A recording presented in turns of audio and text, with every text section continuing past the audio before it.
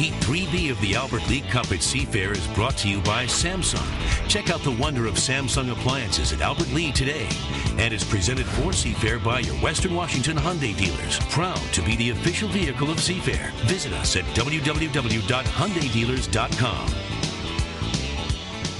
And so here's the lineup of the boats, and it's a repeat of 2B actually, with the Alberto and the Qatar boat both going at it, the two fastest boats in the field. The Formula boats, Graham Trucking, Stevens Roofing, Peters May, and of course the Great Scott boat, which actually is on the trailer right down here in front of us. It's not going anywhere.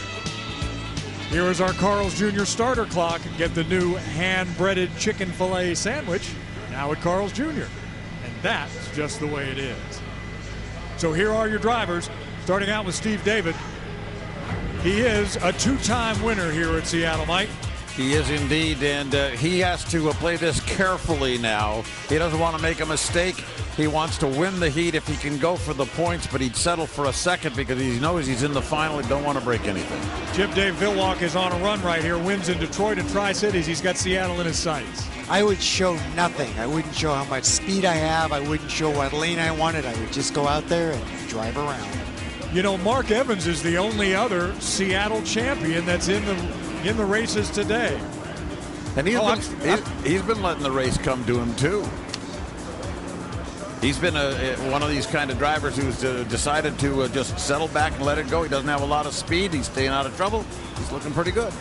While we have a second, we still do, and it's my mistake. I want to get down to Jenny Hogan because she's down in the Steve David Alberto pits. Jenny? Yes, Steve. I spoke to some of the crew. They said they adjusted the wing a couple of degrees to give that boat a little more lift. We'll see if it works. All right, now we go back to the Spirit of Qatar pits with Chris Francis. Sitting here, Steve. Thanks for doing that. And yeah, I spoke to the Qatar crew here as well. And echoing Chip Panara's comments, we only need to be fast enough. Well, right now they're not fast enough. Right now it's all a ploy to try to get the right spacing out there. Let's go back to back to our baseball cards, if you will. And Mark Evans, the only other winner of this event, and it goes all the way back to 1997, Mike. Yes, it does. And Mark doesn't have a boat that's capable of winning out here today, unfortunately, but he does have a boat that's capable of gaining some respect, and he as a driver certainly has mine. Jeff Bernard in the Graham Trucking. He's going to try to get as much as he can out of this boat. A couple of second-place finishes. Yeah, he's in there pretty safe. If I were him, I would just probably try to find a place with no water in it and go there. And there's not much we can say about the last two boats, the Miss Roxy with J.W. Myers at the controls, because it's not going to leave the pits today, Mike. No, it's not going to leave the pits. J.W. is going to have to wait for a day when he has a little bit better racing luck. And the same with the Great Scott boat, Chip, with Mike Webster. It's going to stay on the trailer as well. Yeah, and the Scott in Great Scott is Scott Carson, the recently retired president of Boeing Commercial Airlines. It's been a rough introductory year for unlimited hydroplane racing for Scott. Taking a look out at the water, it doesn't look too rough. Speaking of which, a minute and a half to go before we get set to go racing again. Patrick? Well, for those folks watching on their television, the color of the boats that are really going to count in this one, because they want to make the final, the Formula boat, Mark Evans, is all red. The Graham Trucking boat with Jeff Bernard is kind of gold with some red trim. And the Stevenson Roofing, how would you describe the color of that, Mike? Multicolored. Multicolored. Yes. So those are three boats that desperately want points. They'd like to have that second or third place finish. So we'll keep an eye on them, and they're at the exit buoy and ready to line up and go. They are indeed, and it looks like Jeff Bernard wants that inside lane badly enough that he's going to try to fight for it. I frankly would think that both Steve David and Dave Villwalk are not going to put themselves in any kind of a position where they'll have any kind of a problem. Now look what's happening here. We have the old boy Alberto down. He's got to restart it now. That was an interesting incident there. I don't know what exactly occurred, but the old boy Alberto went dead in the water. He can chase him back up again. But as we get up to the entrance pin at the upper corner of the established lane, it is going to be the Graham Trucking. Looks like Dave Villwalk wants nothing to do with the shifting around the both places out there. He's out there in the third lane and wants to stay there. And that's a good place for him also, because he doesn't want to get into any kind of a mix-up whatsoever. Now he's slipped in between the 57 boat and the 5, and they come down, and Stephen David is trailing the whole thing there due to the fact that his boat went dead for a moment. Here they come across the line. It's a fair start. It appears to be just fine, and Jeff Bernard takes off with the Graham Trucking, followed by the Qatar, the 96 boat, and frankly, Dave Villwock is racing him. He's going after him, Chip. Which is surprising to me. All of these boats, the top three, are safely in the final. If I were Dave, I'd put a show on for the folks. Alberto started dead last, and he's already third. He just passed Mark Evans. Look at him screaming in the backstretch. He did indeed, and of course he needs points toward the Nationals. He said he slipped down in points after that accident back in Madison. The Qatar was not as badly damaged, and so was able to continue to move and continue to win.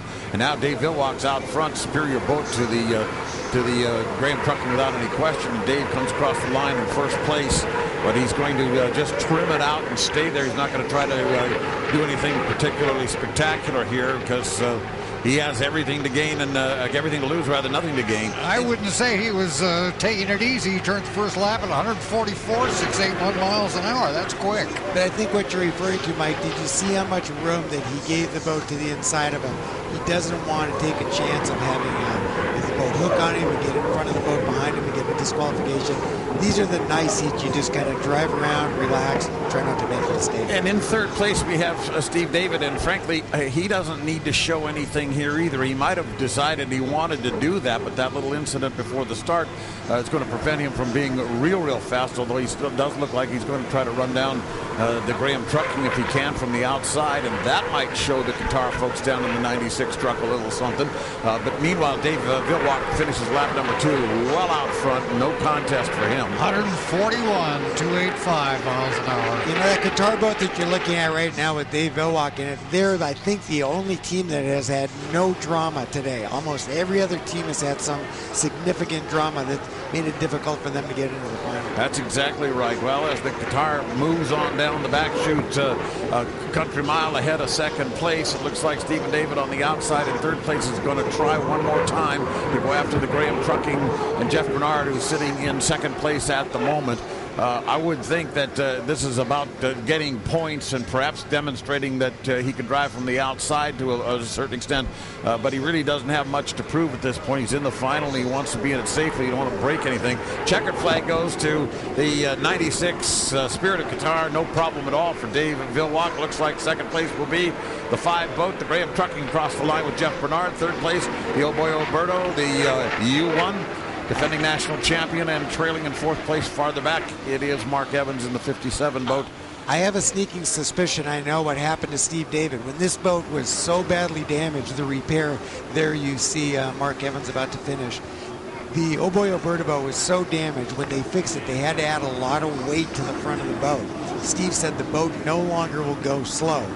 You know, that new park and start thing they're doing. So I think what happened is the weight made the front of the boat go deeper in the water, threw water up into his inlet, that shut the engine off. He ran that at 144. Again, the first lap of this Heat 3B, he ran at 144. That seems to be his competition speed out here in rough water, even though he doesn't start in the number 1 lane. You know, that woman there to his right, that's Pam Villwock, and she has been a big part of Dave Villwock's career from the beginning. Let's go down to Chris on the dock. I think he's got Dave with him right now.